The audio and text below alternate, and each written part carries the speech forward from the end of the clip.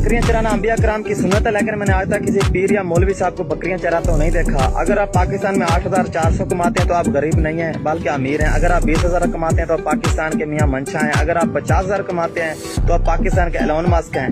जिस मुल्क में तालीम के लिए 2 अरब जबकि बेनज़ीर इनकम सपोर्ट के लिए हमारी माओ बहनों को लाइनों में लगाने के लिए 850 अरब रुपए मुखसर किए जाएं, वहाँ कदीर खानी बल्कि फकीर खानी पैदा होते हैं। जिस मुल्क में किताबें सड़कों पर रखकर बेची जाएं जबकि जूते एसी वाले रूम में शीशे के अंदर रखकर बेचे जाए, उस मुल्क की कौम को जूतों की जरूरत है ना कि तालीम की। वो फूल बेचती बच्ची रोती हुई कह रही थी कि हमारे कबीले में तालीम देने का रिवाज नहीं, जबकि हमारे बुजुर्ग तख्तियां और कलमे बनाकर बेचते हैं। मुझे औरत को देखकर बहुत दुख होता है। जब इसकी साख पर दबा लगता है तो वो इसे मिटाने के लिए दाढ़ी नहीं रख सकती। मैं तमाम मौलवी साहबान से गुजारिश करना चाहूंगा कि हम बासियत कौम जहन्नम की गहराई, जन्नत की चौड़ाई, गुरुओं की तादाद, तमाम बरकतों वाले वजीफे और बख्शिश के तमाम अमाल याद कर चुके हैं। बराए मेहरबानी हमें अखलाकियात सिखाएं ताकि हम अच्छे मुसलमान बन सकें। कम वक्त इब्लीस भी खुदा की इबादत का मुनकर नहीं था, बल्कि वो इंसानों से मोहब्बत और इज्जत और एहतराम का मुनकर था। हमारी मसाजिद की अगली सफों में बुजुर्ग और इमाम साहब यूरोप की तबाही की दुआएं मांगते हैं, जबकि पिछली सफों में खड़े हुए नौजवान यूरोप जाने के लिए वीजा लगने की दुआएं मांगते हैं।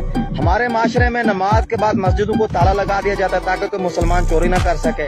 पीर साहब अपनी सिक्योरिटी के लिए घर के बाहर 2-4 गार्ड खड़ा देते हैं, जबकि मुरीदों की जान और माल की हिफाजत के लिए वो तवीज लेकर दे देते हैं। भेड़िए को बकरी, बाज को कबूतर, बिल्ली को चूहा और इंसान को इंसान जब भी मिला उन्होंने उसका शिकार ही किया है। हमारे माशरे में नफरतों को औलाद की तरह पाला जाता है, जबकि मोहब्बतों को यतीमों की तरह। सर से लेकर पांव तक हूरों के बदन की खूबसूरती बयान करने के बाद मौलवी साहब नौजवानों से कहते हैं कि नफ्स पर काबू रखें और फहाशी के करीब बिल्कुल न जाएं। अंधेरे में अकेला चलना मुनाफिकों के साथ रोशनी में चलने से कहीं ज्यादा बेहतर है। इख्तलाफात चाहे कितने ही बड़े क्यों ना हो, 2 हदें कभी ना पार करें।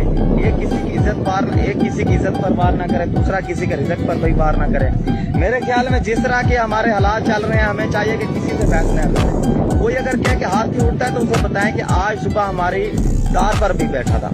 हराम की कमाई से बिल्डिंग बनाकर बाहर माशाल्लाह की तख्ती लगाकर शैतान भी सोचता होगा ये हरामी मुझसे भी 2 कदम आगे निकल चुके हैं।